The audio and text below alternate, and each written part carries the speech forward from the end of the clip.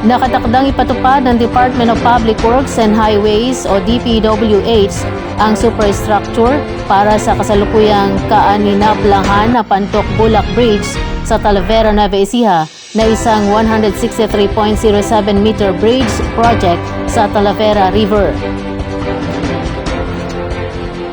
Iniulat ni DPWH Regional Officer 3, Director Roselier A. Tolentino na ang ikalawang yugto ng tulay ay natapos ng mas maaga sa schedule at ang DPWH ay magsisimula magtrabaho para sa ikatlong yugto nito na nakatanggap ng alokasyon na 50 million pesos mula sa 2024 GAA.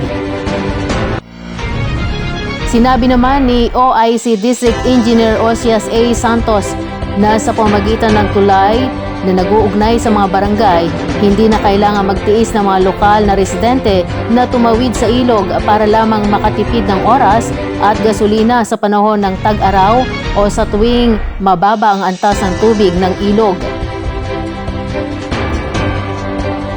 Nagsimula noong 2022 ang unang yugto ng proyekto na nakatanggap ng paunang alokasyon na 47.84 million pesos at 94.57 million pesos para sa ikalawang yugto noong 2023.